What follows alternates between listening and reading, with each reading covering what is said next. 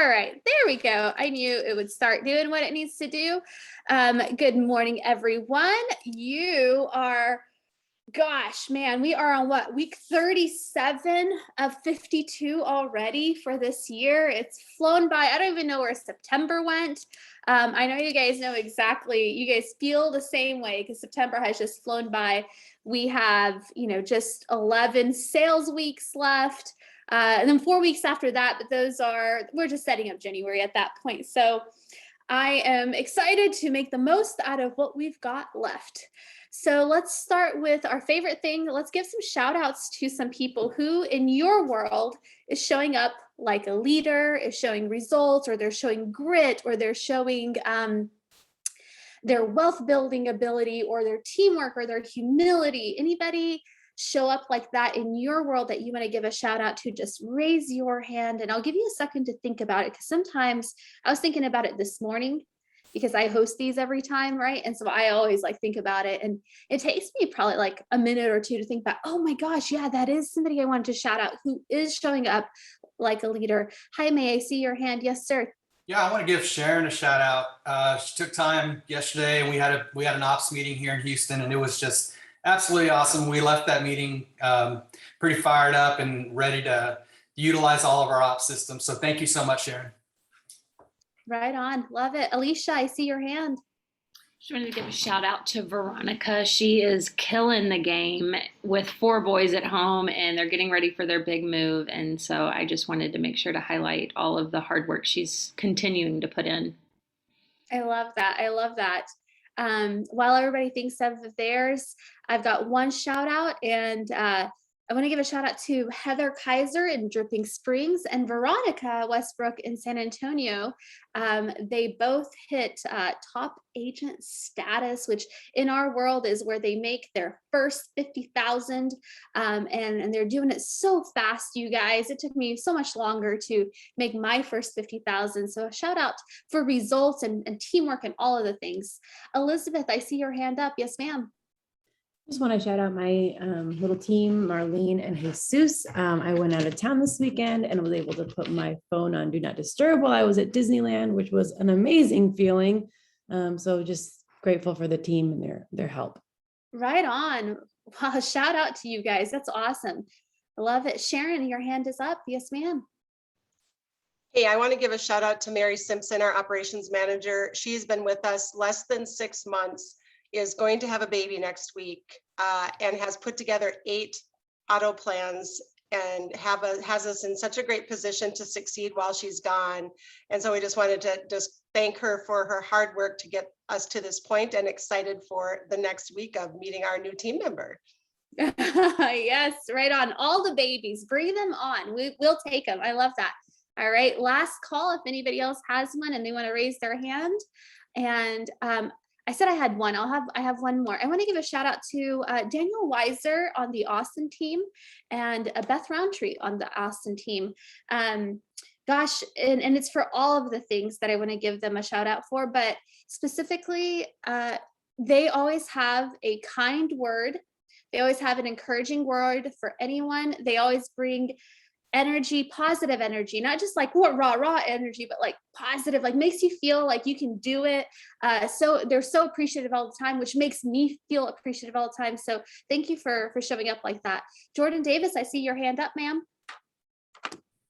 Yeah, I wanted to give a shout out to Leah Real. She's our director of operations, and we have had in the last 3 months, a complete turnaround in that department. And she has handled it with ease and grace. And I don't think anybody from our sales team has noticed, because she puts in the extra hours to make sure that nobody knows that we are shorthanded, and she just makes sure it happens. Love that. Right on, right on. Sarissa, I see your hand. Yes, ma'am. I want to give a shout out to Jordan and Jesus on the Dallas team, and just for their leadership. And they have been taking a class that is by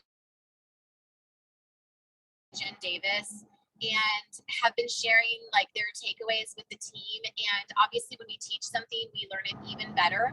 And man, they're just like showing up every single day, leading in amazing ways on just like lead generation and setting good examples, and then giving back to the team with their knowledge. And we were like all super impressed by them leading Power Up last Thursday. And they're some of our newest agents. And so it just goes to show that like even our newest people have amazing things to contribute to the whole, to raise the bar. Well said. Well said. Everyone who is here to raise the bar, right? Speaking of raising the bar, let me tell you what's going on with your stats in Texas. You guys ready? Let's talk about this for like 2 seconds and then we will go into our main presentation. Okay, so here's what's going on in our world in Texas. So you can see 2020 and you can see 2021 where we are, and then you can see the change like September, like January through September 2020, January through September 2021. And what does that look like year over year? And then from just last week when we talked, like what was our net improvement, right? So we were at 58 agents and now we're at 95 agents. We actually have a new agent. So whoever you are in our world, welcome. This is the best place to be. We are biased, but we all are also number one. So I don't know, biased and number one go really well together, right? We have 14 people in launch right now. We have 88 listings. We had 88 listings this time this year. So we are 0% improvement, but we did net 2 extra listings compared to the week before. So that is exciting. Buyer reps, we went from 273 to 422. It's a 55% improvement. We are net 4 buyer reps from last week. Check out pendings 180 to 230. That's 50 extra pendings this year compared to last year. That's a 28% improvement. We had a net 6 pendings last week. Pending volume 59 million to 99 million, you guys. That's a big improvement, 68% improvement, right? We know the market across Texas is up. So I'm not saying that it's all us. I am saying that about 40% is the market and the rest is us. High five to you guys. Our average sales price on the pending side right now is $430,000. That is the highest that I have ever tracked it for us. $430,000. That's a lot.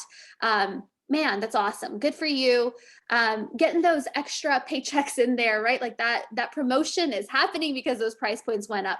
Closed units 554 to 921. That's a 66% improvement. We had 24 closings just last week, you guys. Way to go. Closed volume 171 million last year at this time, 339 million this time, 98% improvement there. We closed 9 million last week. Our average sales price on the closed side is 368. GCI, which is the gross commission income, another name for revenue. Last year, we are at 4.58. This year, we're at 9.36. It's 104% improvement. Our average commission rate right now is 2.77. It has not changed. And then our agent income, the most important thing to us is our agents being able to make money. And I love our topic for today because it's on leadership, because when you lead yourself well, guess where it spills over? Everywhere, including finances. Agent income last year at this exact same time was 2.29. We are now at 4.68 million that our agents have put in their bank account this year. It's 104% improvement. Paid out 2.4 million extra compared to last year. That is awesome. It is truly a win-win, right?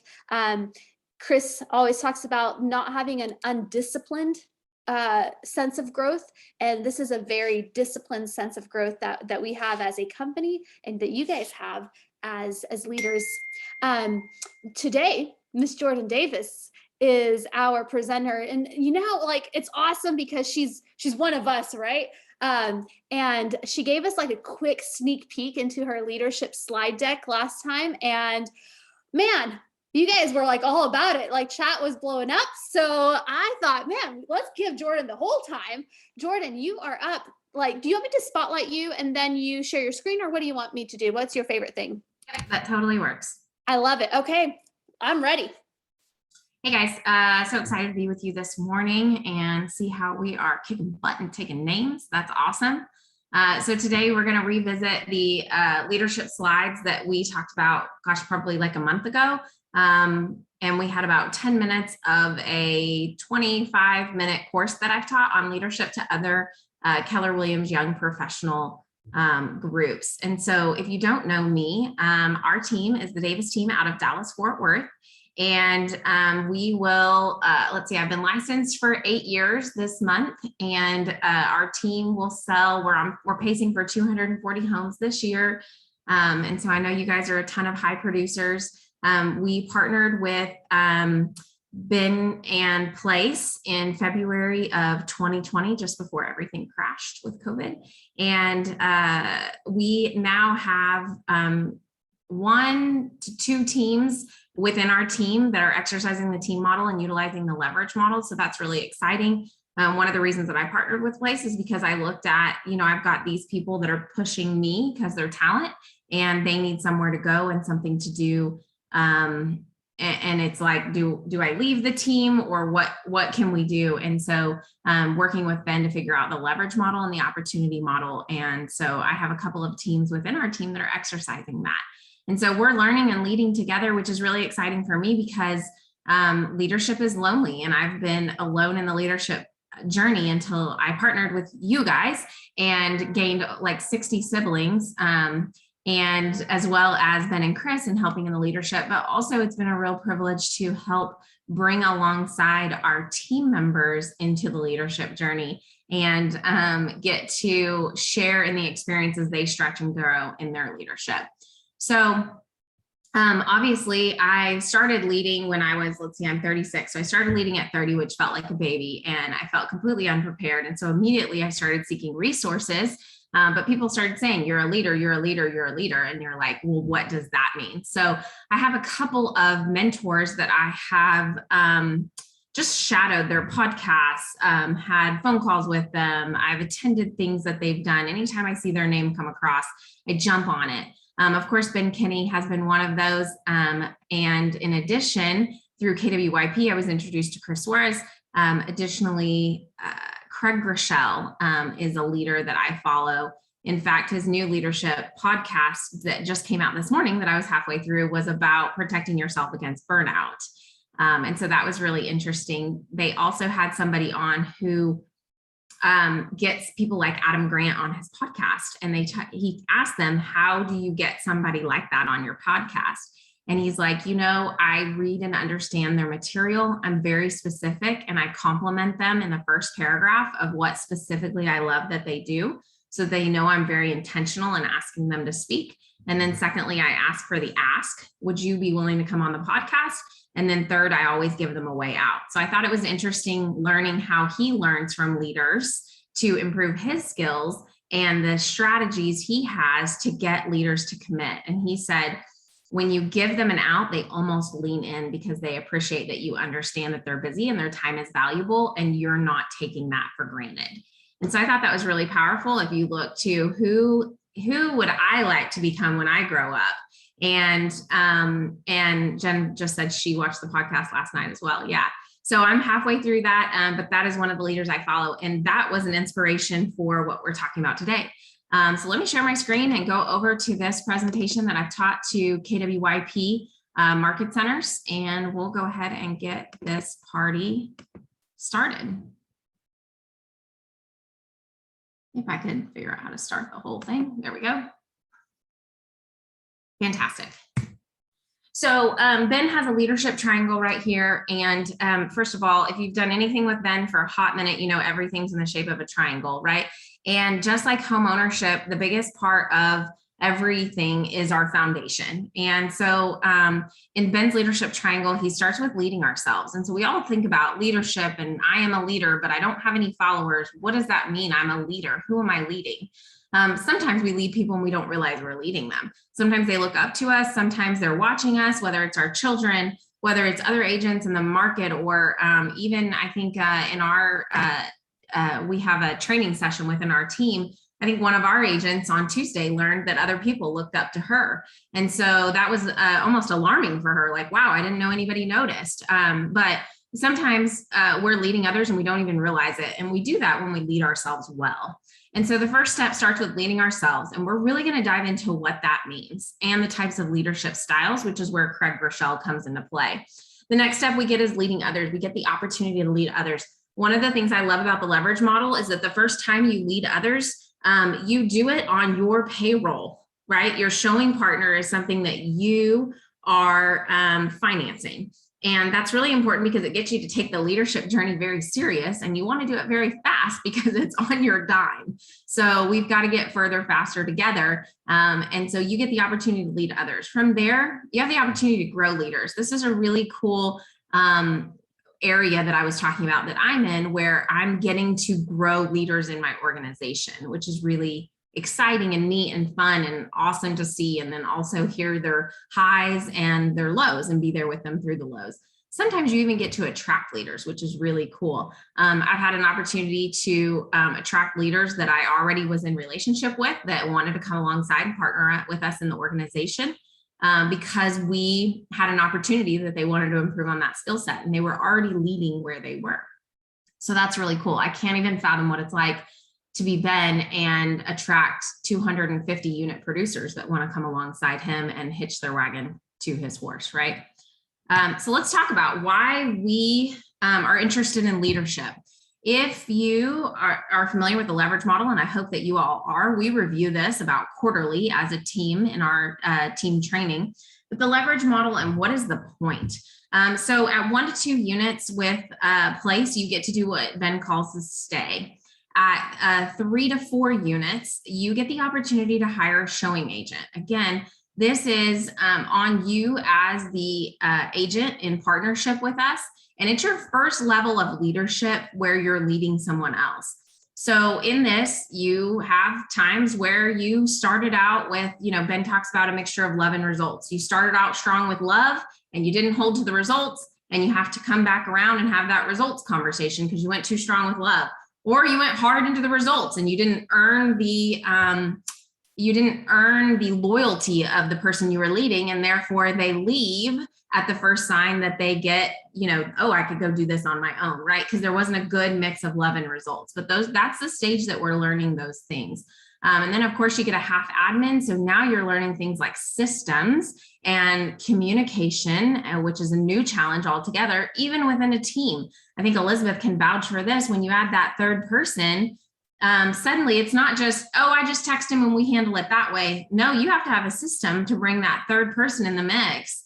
And now we add just an extra layer of chaos. So we start to develop systems out as we go along this. But you guys are familiar with the leverage model. And that's why I want to share today why leadership development is so important and is such a thing that you invest in. Tuesday, we had Corey Lehman from Dallas-Fort Worth in our office teaching us the 6 personal perspectives. And he talked about going from E to P. If you've been at Keller Williams a while, you know that's going from entrepreneurial to purposeful. And there's unconscious incompetence. And then there's conscious incompetence, which means you don't know what you don't know. And then you know what you don't know, and it's infuriating. And then there's conscious competence, and you know what you know, but you've got to work at it a lot. And then there's unconscious competence. For example, Sarissa's driving. She can do that without thinking hard about press the gas pedal, but there was a time when you learned to drive and it was very conscious competence, right? And so now she's got an unconscious competence. And it's a challenge when you go through your leadership journey. You're nailing it in your production, right? You're killing it from what we constitute as just killing it within place with 3 to 4 transactions a month. You're doing great. You've got steady. You've overcome the roller coaster of lead gen, right? And so you're really crushing it, and you're starting to get results, and you're having influence with people you're having conversations with. And then you become a leader, and you get to go right back to unconscious incompetence and feel like a total just brain fog. Like, I was so good over here and this is a new skill and I'm so bad, and it's so frustrating. And so anytime you take on a new skill, and that's why you want to study leadership. That's why studying other leaders is so important. So let's talk about leading ourselves first. This is really important when you're in that 1 to 2, is that you're developing these habits. And you may say, I can get by and not have to do time blocking. I can get by and not have to do as much lead gen as the team requires, and I still get the business, right? But at the same time, leading ourselves being the foundation, we are going to then add on to that leading others. And whatever you bring on somebody, they're going to perform about 80% of what you do. For example, the way you dress, they will dress about 80% as nice as you dress. If you wear slacks and a dress shirt and a tie and a vest, they're probably going to show up in slacks and a dress shirt, right? And so it's about 80% of what the standard you hold for yourself. And if you're in the office at 8 a.m., they're, probably going to be in there at 8:30, right? And so it's going to be about 80%. And that's why we have to lead ourselves strong first, as if someone's watching, even when nobody's watching.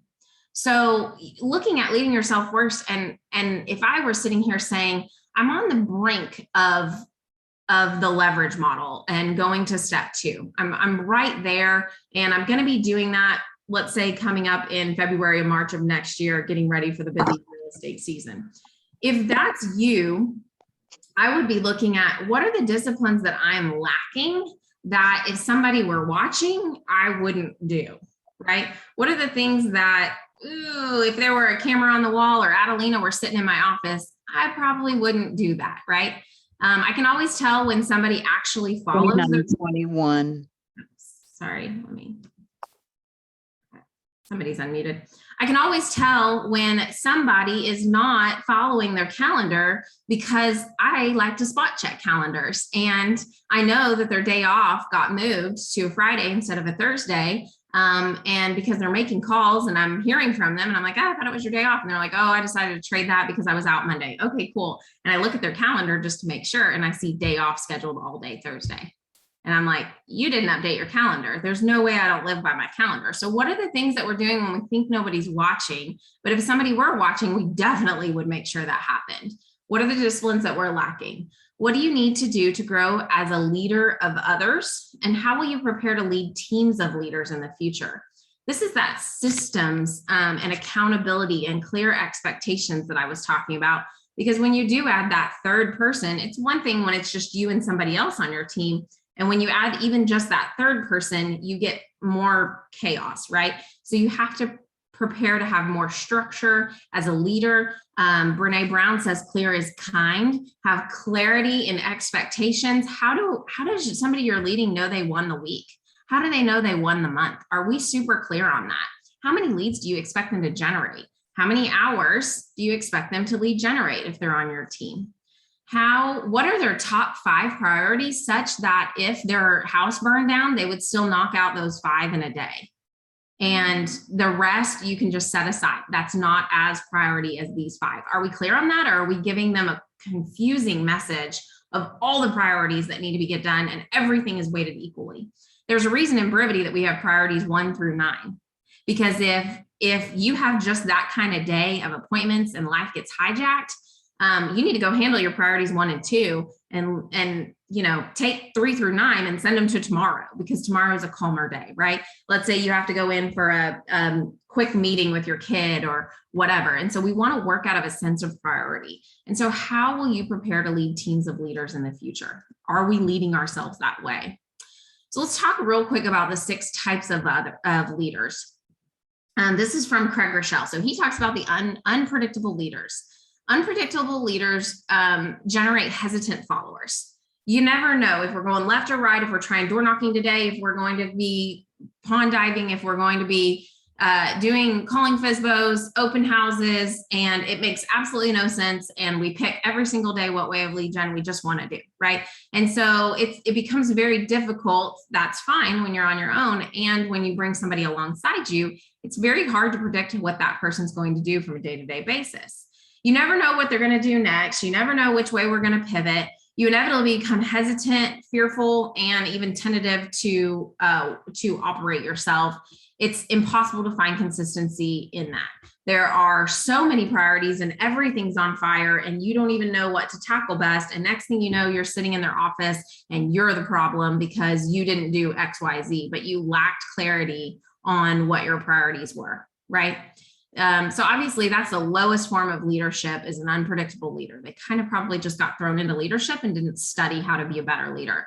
Then there's domineering leaders. The 5 levels of leadership, it pretty much alludes to this one, as you basically have positional leadership. You are in that position. You are a leader because you are in a position of leadership, right? We see this a lot in corporate where people don't know what to do with people, so they just give them a promotion to a leader.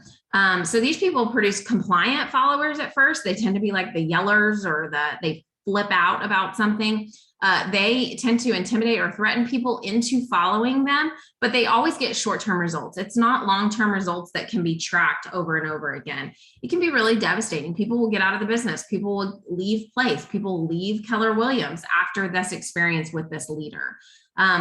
Likely what happens is they're not leading themselves well, and then they're frustrated and they tend to point and make somebody else's problems their problems. This is what we call on the scale when we look at victim versus a victor mindset, or an ownership or accountable mindset. This is that victim mindset, and they tend to just blame everybody else for everything they're not getting.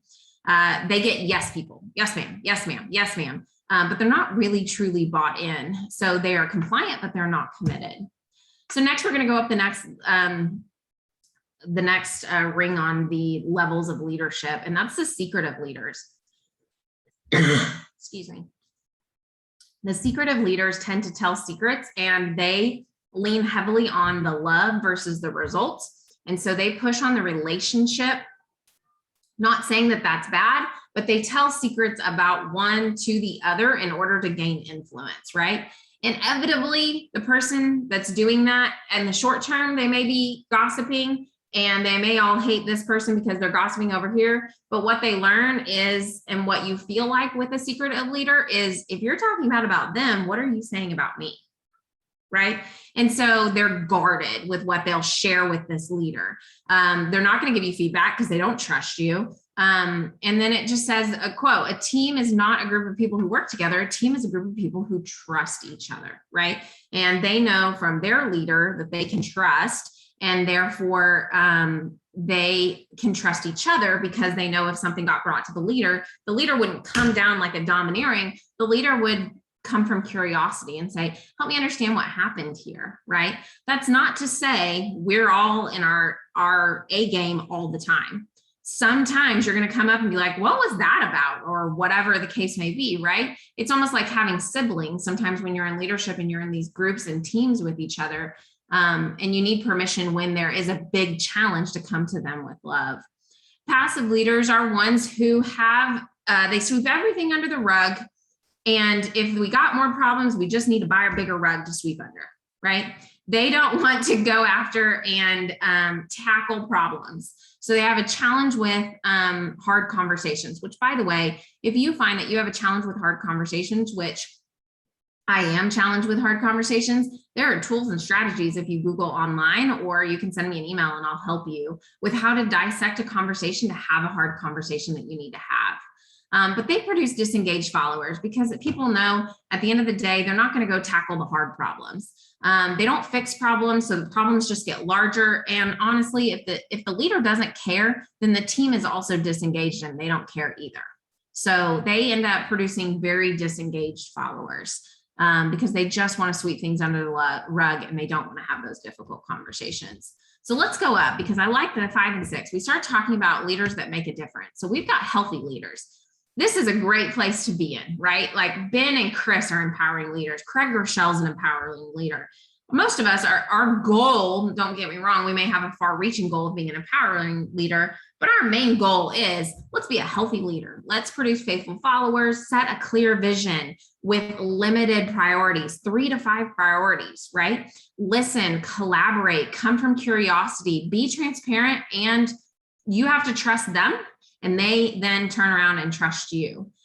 You're active. You show up at the office. You're in it. You're in lead gen with them. You're in the office with them, right? So you're engaged daily in the organization. That is a healthy leader. And then there's an empowering leader, which I think we all seek to be. And that is one that they produce other great leaders. So they're growing leaders in the organization. They have all the things the healthy leaders, plus they also empower people with the ability to say yes to opportunities and vision. Meaning, if I'm gone, the leaders that lead the organization at the next leadership below mine can make decisions on my behalf because they're so clear on the vision. And so even if something catches on fire, they're very clear on what to do and what the vision is, and they know that I trust them in making those decisions. So that's a very powerful place of leadership where you're trusting people to make decisions, right? Every day we enter into contracts that inevitably could get Keller Williams and your expansion partner and Ben all sued, right? We're doing activities all the time. And there's a level of trust where we empower you to go for it for yourself. After a certain number of transactions, you're going to work listings, right? And then you're empowered to make decisions on our behalf, knowing that we're sticking our neck out with you as you go on that appointment, and we trust you and we're empowering you to do that. So let's go back to the leadership triangle. I think the 6 types of leaders goes well with Ben's triangle. You can see where we lead ourselves, lead others, the type of leaders. Then at the top, you've got, your growing leaders and you're attracting leaders. So what does it look like to actually lead leaders? A team serves a great and trusting leader, developing a lineage of leadership when they feel valued, they feel inspired, they feel empowered, and they feel understood. So, what does that exactly mean? Valued is, we're glad you're here. You're a part of this organization. Without you, we wouldn't feel complete. We are happy to have you here. You are valuable here. You're inspired. So you want to work for the leader. You know that the leader is in the work every day, and they're also marching towards the vision. There's been a lot of kickback on Elon going up to outer space, and people are like, why did we give all this money to Amazon? And he's just, wasting it. He could be doing so much good with this money, et cetera. There's a lot of social media kickback on that. And so they don't feel inspired anymore, right? They just feel like that was a waste of money. That was a bad decision with what you could do for public good.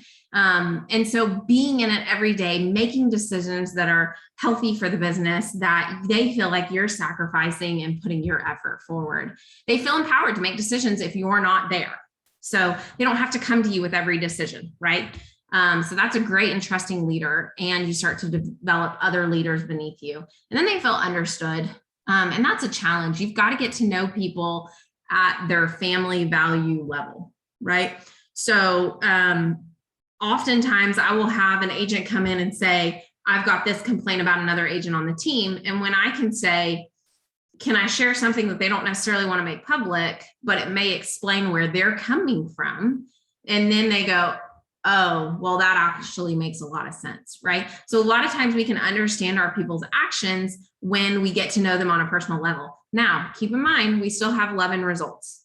There still has to be results. And sometimes we can lean heavily on love when tragedy happens or a baby's born or something like that. But eventually we've got to lean back into results, right? So results earn love, love earns results, and it's a relationship that goes hand in hand. But helping your people feel understood, you like to be understood. That's some people, their biggest fear is being misunderstood. You like to be understood, helping them feel like they're understood. So to lead leaders, here's the things you're going to need. A heart to care. If you aren't a leader who loves people, you're never going to be a leader people want to follow. So you learn to care, and you learn to care by learning about them. You say things like, I noticed that you're doing this and you matter to this organization. So that's where filling buckets is really important in our organization, is we're saying, I noticed that you did something above and beyond that wasn't just your daily job, and you matter to this organization. We're glad you're here. Be more observant, walk around the office, ask questions of people, not, drilling down, what are you doing? But ask questions, hey, is everything okay? Is there any way that I can help you? How can I support you today? It's the difference between me-centered leadership and you-centered leadership. Much leadership is grown into everybody look at me, I want to be on stage. But what is most effective is when it's like, hey, it's not about me, it's about you. Lance Loken does a really good job of this. He will defer being on stage, and rather than that, he wants to put his people up there, which his people get up and just rock it. And in turn, he looks like a rock star because his people are such great communicators. They're clear on their vision. They're effective. They have mastered what they are in, and they love what they do. And in turn, everybody thinks, wow, that's amazing. Lance Loken is incredible. So when we're you-centered leadership and we promote the other people around them, and we get away from what about me, it turns out it just keeps coming back to you. And coincidentally, the more I have helped our people in our organization drive and get what they want and hit their goals, I keep making money, but that's never, the money that I make is never the center of my thoughts. When it is, I usually come into a place of scarcity. When it's all about, how can we get there for her? How can we do that for you? How can we I subsequently make money, and that takes care of itself, and I don't have to worry about it. Some leaders will make you think that they are important. The best leaders help you see that you are important. So setting clear expectations, communicating it, showing up at a high level, knowing that people are going to show up at 80% of what you show up as, and then helping them see that they are important and they can do it. Those are great ways to be a leader. And then a passion to inspire. Inspiring people is different than motivating. Motivating is a halftime speech, right? But inspiring them is about being optimistic, humble, setting a clear vision, consistently communicating that vision and following through, being empathetic when something happens. Those are all ways that people around you inspire. One standout quality of inspiring leaders is a centeredness, confident, stable, fully engaged, driven by purpose, obsessed with mission, and fully aligned with their values. So centeredness, what the heck does that mean, right? My coach, Jordan Freed, describes centeredness as, we've all flown, hopefully, on an airplane. Are you aware that there is a black box on the airplane that records everything that happens on that airplane? Okay. So does the black box care if we are sitting at a terminal? No. Does the black box care if we are taking off? No, it remains intact. It is indestructible. Does the black box care if the whole plane is crashing and is on fire? No, it's indestructible, right? It is centered. It doesn't care if it's in water and it's at the bottom of the ocean for 30 years. It doesn't care. It has the ability to be self-contained, to no matter what's going on around them, it's clear. It is has a clear mission, and that mission is to protect what's inside against anything destructible. So Freed talks to me a lot when I get into chaos and scarcity about going into my little black box, which is that centeredness of, I know how to lead, I'm clear on my priorities. So let's just pinpoint the things that I can fix, but calm, clear, chaos. A person, if you had a stewardess and the plane were having troubles and they were like, the plane's going down, nobody's going to feel good about being on that plane, right? Everybody wants somebody who goes, hey, ladies and gentlemen, we've had a little bit of turbulence along, but don't worry, we've done this before and we're in control. Let's, keep moving forward. And I just ask you guys to buckle up and stay in your seatbelts. And if you guys need anything, we're here to help. So feel free to buzz us. That is a very centered leader. They have scripts for that centeredness. So just super focused on the mission, driven by your purpose, fully engaged, right? If you had a stewardess that were on her cell phone while you're experiencing turbulence, you would be a little concerned. So fully engaged and aligned in their values.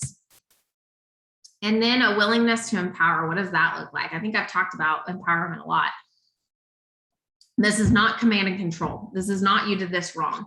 This is, I trust you to make this decision. And if you make it incorrectly, we'll deal with the consequences together and I'll be alongside you in that. I'm not going to yell at you. I'm not going to fire you.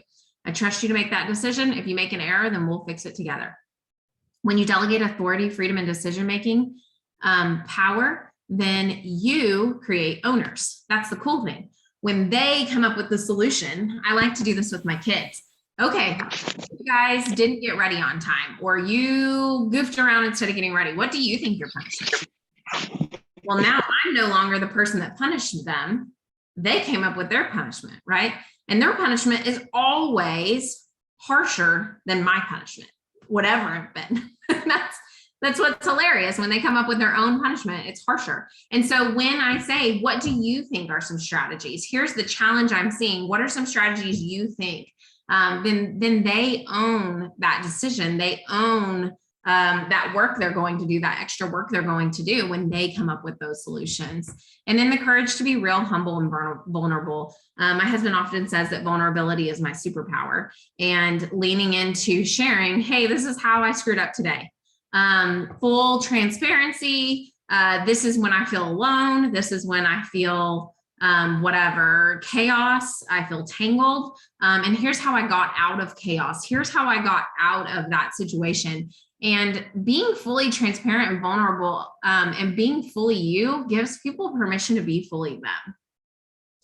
When you're in that secretiveness of, I better not tell them that I'm scared out of my mind and I'm making this up every day as I go along, then they feel like when they feel that way, that was wrong, they'll never be a leader, etc. But when you lean fully into vulnerability and you're not about authority, pride, power, everybody look at me, see what I'm doing, but you lean into vulnerability and humility. I will tell you that leadership is like holding up a mirror to yourself where you see all of your flaws. So, you know, you may think you're just rocking it out in the world, and then you go to the girls' restroom or go to the restroom, and you flip around and you're like, oh my gosh, my eyeliner is like all the way down my face, but you didn't know that before. Having leadership is like turning around to the restroom and going, holy cow, I didn't know I looked like that out in public. And so that is the mirror that reflects exactly who we are. And so oftentimes when I tell my coach, this is going on, gossip, drama is a problem on our team, he's like, what are you bringing to the team? What is the energy you're bringing to the team? And oftentimes when I reflect back, it's because I was on ALC and brought drama back to our team, right? So you've got to be the protector of that. And the team is going to, or whoever you're leading is going to mirror what you're bringing, the energy that you're bringing to them.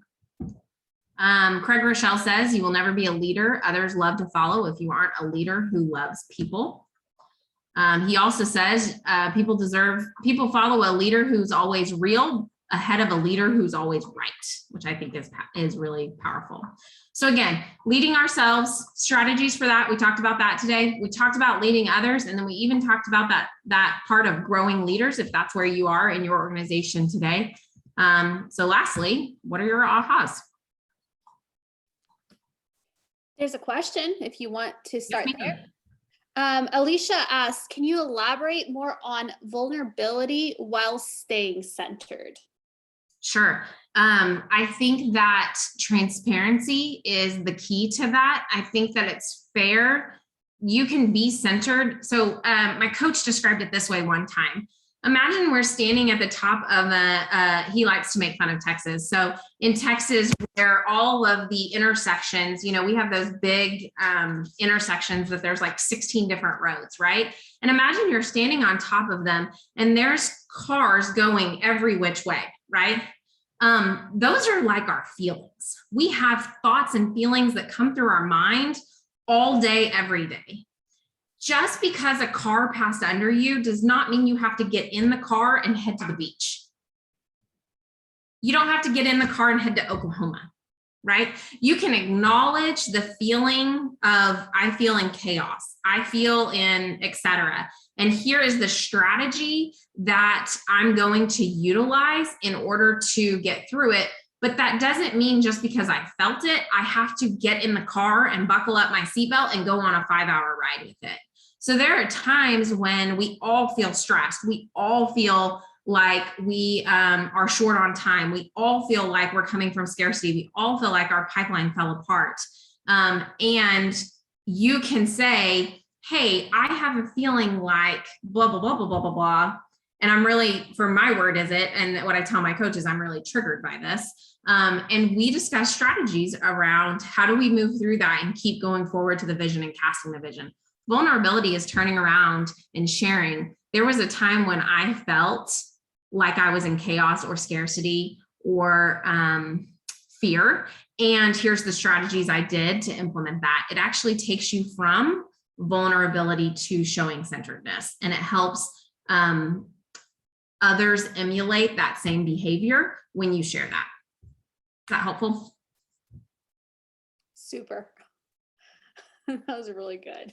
Awesome. Any other ahas or anything you guys got from today?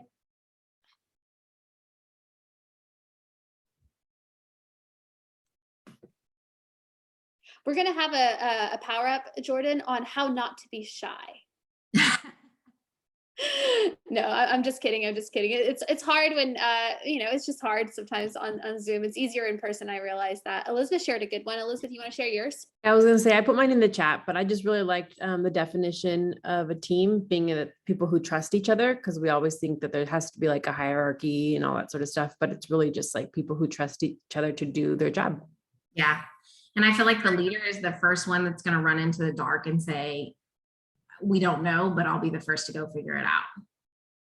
Not, I have all the answers. I've been here before. There's no way you could have been in every situation. Have you ever been through COVID before? 2020?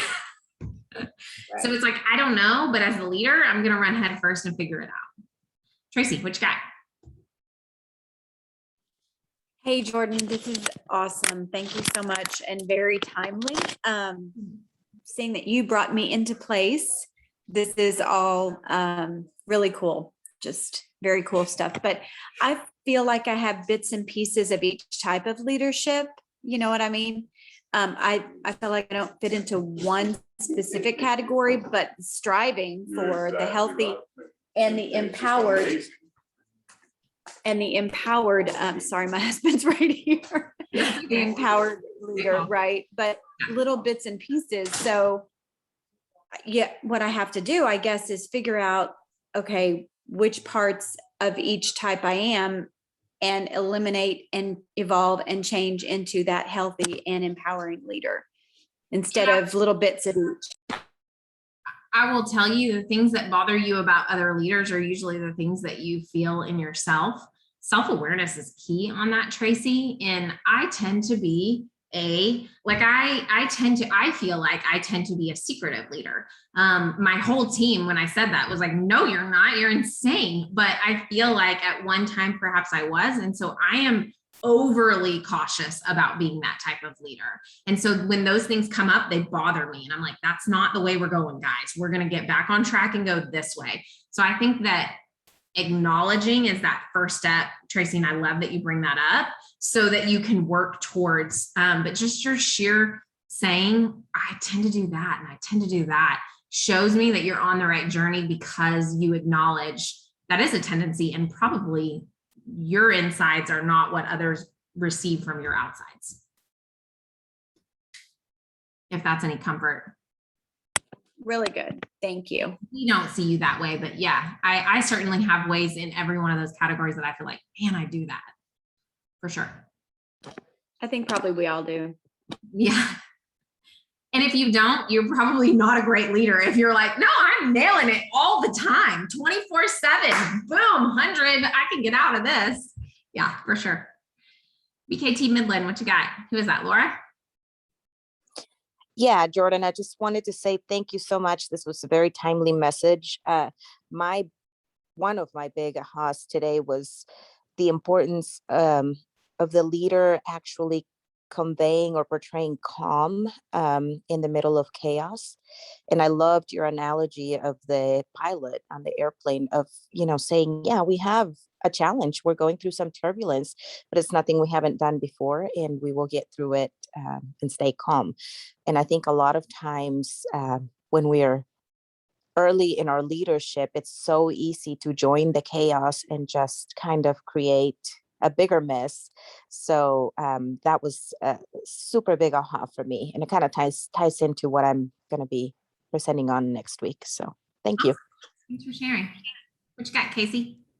Yeah, so I was just really struck by how just consistently through all of the message, your point was that like positional leadership really doesn't matter, right? And that like leadership is really, it's a service, right, to the people that you lead. And I think it's interesting, sometimes we feel like we have to look a certain way or behave a certain way, that like maybe that's not us, right? We have to be someone we're not. But really, like if you're gonna meet people where they are, you need to like come from where you are, right? Yeah. And I just think that's like super empowering, honestly, as a leader.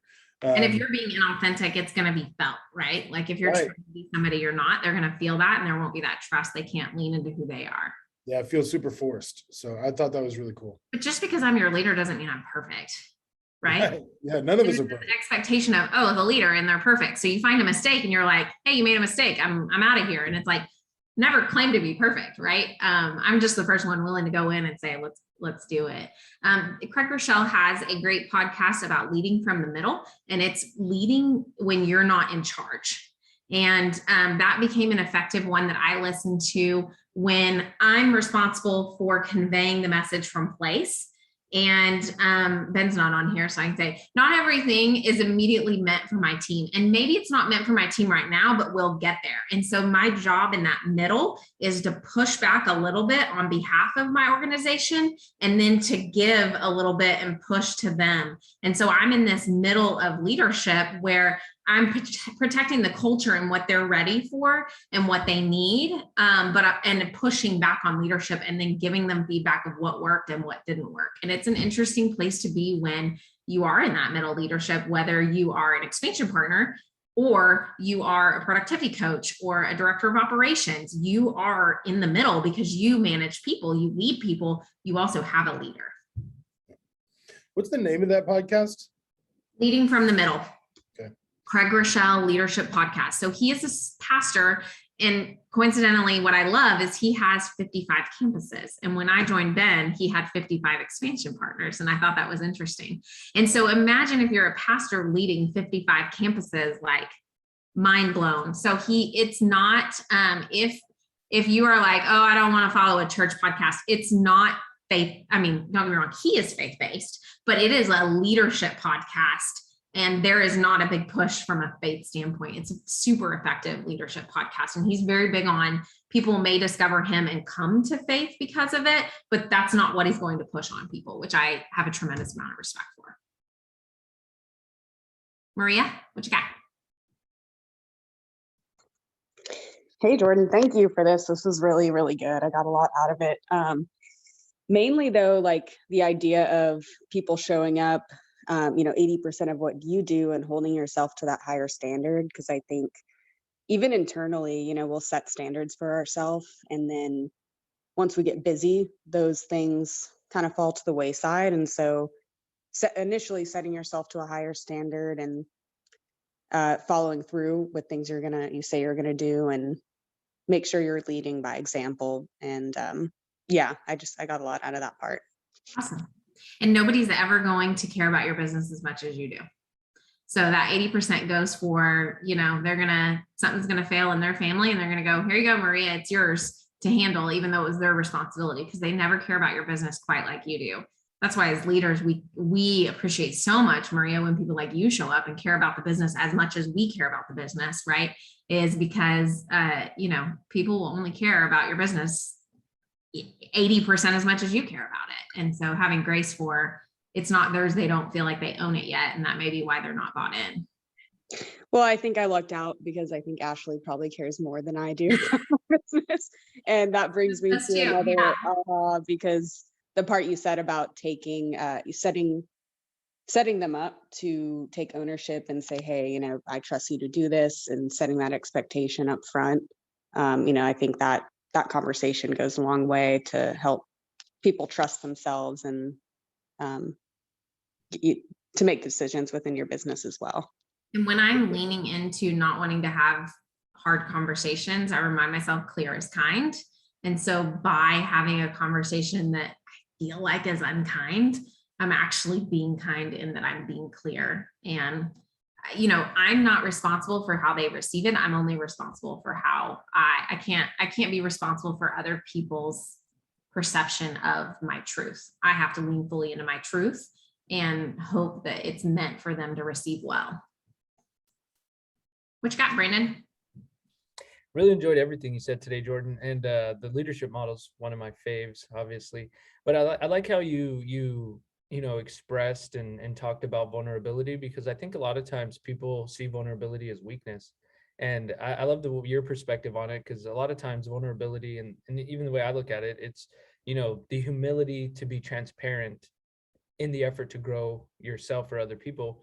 And I've seen what you share. I'm in your group on Facebook about real life and real estate. I think that's what the name is. And you're pretty transparent. And so when I read your posts, or when I read other things that EPs and agents on our team and business owners are posting, I never look at it as weakness. And I try to be as transparent as I can be.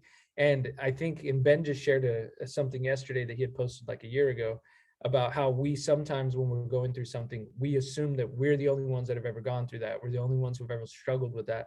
And I think when we could get up, into our platforms, or that social media in person at Power Up, or, with your family, you brought your kids into the conversation, and be transparent and humble enough to share those things, there's at least one person every time out there who's probably hearing your story and thinking, dang, that was me. I want to reach out and make a connection here, or at least, I didn't have the guts to go do that, and now I do because someone else was willing to be transparent. But I'd say to anybody on the call who sees vulnerability as weakness, that's not the case. If anything, it's strength to put yourself out there and to help share your story, to empower someone else to go do things that you want to do, or beyond that even. And hopefully that's what we're empowering people to do. But I love that you framed it the way you did. And here's what's interesting is when you think about light and dark, very little that is bad grows in sunlight. It thrives like mold in darkness.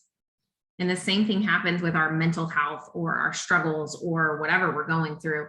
And I had this conversation with Ben, and he said, how are you? I hadn't heard from you in a couple of weeks. And I said, I actually just went through a really tough season. And he said, why didn't you reach out? And I said, because my brain tells me Ben's busy. Ben has this, Ben has that. Ben's got other problems. Don't be another problem for Ben, Jordan. Right. And so he's like, cool. Do I have your permission for Matt to reach out when he thinks that you need to call me? And I'm like, yes. And he's like, cool, screenshot, text Matt. You have Jordan's permission to tell on her when she needs to reach out to me, because and disease thrives on darkness. And whether that's mental health or even that's physical health, not sharing, not getting it evaluated, not getting it looked at. I mean, radiation is literally like light, right? And so that disease thrives in darkness, and we have to get into a place where we're talking about things and everything gets better and is less scary when it's brought to light and you're sharing it with friends and trusted colleagues for sure. I love that share. Thank you, Brandon. Cool. Well, thank you guys. I really thought, man, we're going to be shutting down early. This is going to be 25 minutes in time. So thanks for staying on and having your time. And I also want to salute Adelina. You tend to grow leaders who give feedback and are engaged. And I appreciate that about you, because when I see there's a lot of people that show up on the call, and probably 50% of them come from your leadership lineage, which I think is a very testament to who you are as a leader and your vulnerability and your sharing and your speaking up and staying fully engaged. Oh, we appreciate you so much. Gosh, this was a really good one. This is a good one for replay. I will send this one out. And if this is all interesting to you, there's 3 trainings coming up that you might want to know about. So next week we have Laura. Laura will be, her focus will be on solution-based interactions, which you guys could not have timed this more perfect. We're like having leadership this week and solution-based interactions next week. I mean, that was awesome. Was not even planned, but I love it. And then Maria is going to teach for Place next Tuesday at 2:00, and it's going to be Leverage Your Way to Millions, which is, again, the leverage model, which Jordan, you just like set us up for all sorts of goodness. And Maria and Ashley will come really, really close to $1 million GCI, just their team this year. So really good one to learn from, I would say, from their experience, right? And then today, Forward Coaching has one. I usually don't promote their coaching just because there's so many like things that we have all to do, but this is an interesting one. It's on exploding your commercial real estate business. Not everybody, this is not going to apply to everybody, but if it does apply to you, if you've been dabbling in commercial or have any curiosity around it, there's so little training on commercial that when I do see it, I just want to make sure that you guys are going to be a part of it. And it's at noon today. So it's kind of like, but there will be a replay. So what I'm going to do is I'm going to send out the link. And if you're not available at noon, like fine, like just hit and sign up for it and you'll get the replay. There's just not a ton of commercial training out there. So like, if this is something you're interested in, I would hit like the thing and just get the replay on it. That's it. That's it. We're out of here, guys. 9:30. We're straight out. Thank you, Justin. Yes. I thought you said question. I'm No, like, yes. go crush it. All right, guys. Have a good one. Bye, guys. Bye, Until y'all. next time. Thank you, Jordan. Bye. Thank you.